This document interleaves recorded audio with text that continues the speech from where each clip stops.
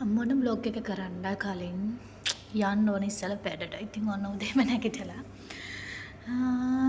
උදේම කියන්නේ ඉතින් මං ඉතින් නයිට් ෂිෆ්ට් එකනේ. ඉතින් මම වැඩට ගිහිල්ලා ඉවර වෙලා ඔන්න 11:45 වගේ වෙනකොට වැඩ ඉවර කරලා ආවිල්ලා ඇඳුම් මාරු කරලා යන්න ලෑස්ති වුණා. මොකද යුනිෆෝම් එක ඉතින් ජරාවනේ වැඩ කරලා මහන්සිය දාඩි පිටින් ඉඳලා යුනිෆෝම් මාරු කරලා ඉතින් ටිකක් වෙලා හිටියා මගේ මහත්තයා එනකම් මාව එක්කයි යන්න.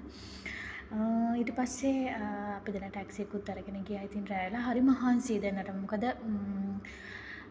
නයිට් ෂිෆ්ට් එක කියන්නේ මෙහි මොන ෂිෆ්ට් එක වැඩ කරත් මහන්සි. ඉතින් නයිට් ෂිෆ්ට් එක ගොඩක් මහන්සි. ඊට පස්සේ අපි දෙන්නම අපේ ෂොප් වලින් කාලා ආවා. ඉතින් මම සූප් එකක් බීලා ආවා. ඉතින් එනකොට දැන් නැද්ද පොඩි බඩගිනි එනවානේ. ඊට පස්සේ ඒත් ඇවිත් අපි ඉන්න හොටෙල් එකටත් යන්නේ නැතුව ලොකු දුරක් ඇවිත් කෑම හොයාගන්න. ඉතින් අන්තිමට ෂවර්මයි අවකාඩෝ ජූස් එකකුයි විතරයි ගත්තේ. ඊට පස්සේ ඔන්න අපි ආවා හොටෙල් එකට. අපි මේකට කලිනුත් ආවා. අපි ඇනිවර්සරි එක සෙලිබ්‍රේට් කරන්න අපි ආවේ මේ හොටෙල් එකට. මේ මගේ ෂොප් එකේ ළඟ ඉඳලා මේ ෂොප් එකට ළඟයි. ඉතින් ඒ හින්දා තමයි වැඩිපුරම අපි ළඟ තැනක් තෝරගත්තේ. ඉතින් මෙන්න මේක තමා මේ සැරේ අපිට හම්බුන රූම් එක. හැබැයි මේ රූම් වල තියෙන ටීවී එකට Wi-Fi වැඩ කරන්නේ නැහැ. කියන්නේ ඉන්ටර්නෙට් නැහැ. ඒ හින්දා ලෝකල් ටීවී channel විතරයි වැඩ කරන්නේ. ඒක විතරයි පොඩි අවුලකට තිබ්බේ. මොකද අපි දෙන්න ගියොත් YouTube එකේ වීඩියෝ එකක් බලලා එහෙම තමයි ඉන්නේ. ඉතින් අර මෙහි එහෙම තිබ්බේ නැහැ. ඉතින් ඊට පස්සේ උදේ නැගිටලා ඔන්න කෝපියක් හැදුවා. හැබැයි මේ කෝපි එකේ රිවිව් එක මහත්තයා කමෙන්ට් එකක් දැම්මොත් නම් මේ ඉවරටම ඉවරයි මේ නෝනා කියන පට්ටම ගැලවෙයි මං හිතන්නේ. මොකද මේ එදා ඉඳන්ම මට තේ කෝපි හදාගන්න බෑ. ඒ කියන්නේ මම හදන්නේ මට ඕන විදියට. හැබැයි ඒ විදියට අනිත් අය කැමති නෑ. අන්න ඒකයි තියෙන ලොකුම ප්‍රශ්නේ. ඊට පස්සේ අපි දෙන්න වොෂ් එකක් හැම දාලා 11:55 වගේ වෙද්දි. කියන්නේ අපිට 12ට තමයි චෙක් අවුට් වෙන්න තිබ්බේ. ඉතින් ආවා. දෙන්නටම දරුණු ගණේ බඩගින්නක් තිබ්බා. තෝරලා මම බිරියානි කන්න වැඩි කැමැත්තක් නැහැ. කැමති නෑ. මොකද මම ඉන්නේ මගේ සෙක්ෂන් එක හොට් ෆුඩ්. මොකද හැම වෙලේම බිරියානි දැකලා මට බිරියානි ඇත්තටම එපා වෙලා තිබ්බේ. හැබැයි මම අයියට කිව්වා අපි කෙසෙල් කොලේ දෙන බිරියානි එක try කරලා බලමු කියලා. ඉතින් ඊට පස්සේ තමයි අපි මේක ගත්තේ. 18ක් වුණා මේක. අල්රිගා ඒ ස්ටේෂන් මෙට්‍රෝ ස්ටේෂන් එකට ළඟමයි තිබ්බේ. හිතුවට වැඩි එක රස වුණා. ඉතින් අපි දෙන්න ඔය බොරු පොෂ් පැත්තක දාලා අතින් තමයි කෑවේ. ඊට පස්සේ ඉතින් වෙනදටත් වැඩි කලින් මම හිතන්නේ එකමාරට විතර අපි දෙන්න ආවා අපේ ඇකොමඩේෂන් වලට. ඉතින් මම තනියම ආවා. අය එහෙන් ගියා.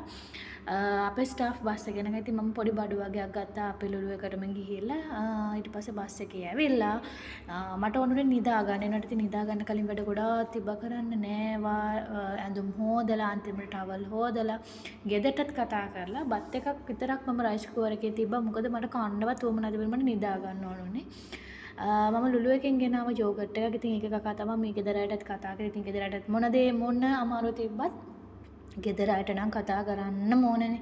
ඉතින් ඒ හින්දා ඔන්න එයාලටත් කතා කරලා දැන් බත් එක මං හිතන බත් එක ඉදුණාද කොහොමද මට මතක විදිහට.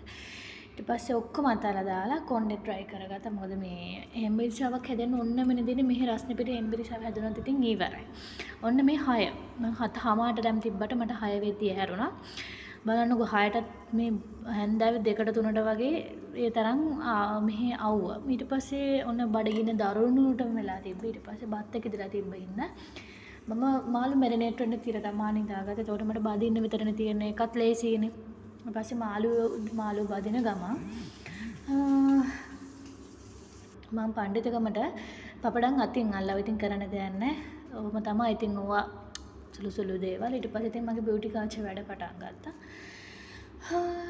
ඉතින් ඒ ගමන් කාමරේ තාස් කරන්න පටන් ගත්තා. ඉතින් වැඩ කෝටියක් කියන්නේ ඉතින් තියෙන වැඩ ටික කරන්න. මොකද ඔෆ් දවසේ කාමරේ ඉන්නවා කියන්නේ වොෂ්රූම් එක ක්ලීන් කරන්න ඕන. අපි ඉන්න රූම් එක අස්පස් කරගන්න ඕනේ. ඒවා ඉතින් කොහොමත් කරගන්න ඕනේ. ඉතින් මේ හැම දෙයකටම ඒ කියන්නේ අපි එළියටත් ගිහින් ආවහම ඉතින් ඉවර්ට සීවරයි.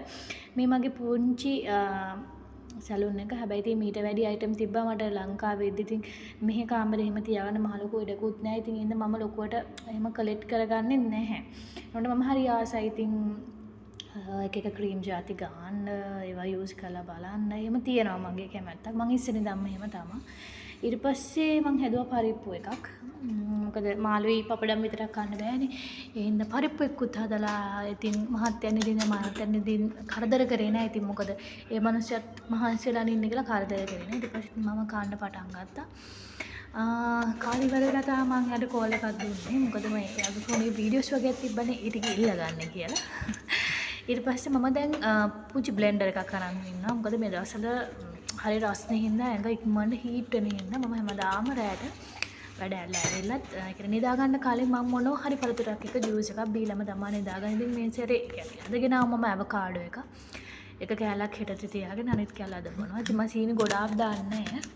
චුට්ටක් දාලා චුට්ටක් දාලා බ්ලෙන්ඩ් කරන්න පටන් ගන්නකොට මම මේ බ්ලෙන්ඩර් එකේ බැටරි ලෝ වුණා. ඉතින් මේ වොයිස් එක කරන අතරමැද තමයි මට මතක් වුණේ බැටරි ලෝ කියලා. ඊට පස්සේ මම ගිහිල්ලා ඒක චාර්ජ් එකටත් දැම්මා. මොකද මට ඒක අමතක වෙලා තිබුණ හින්දා.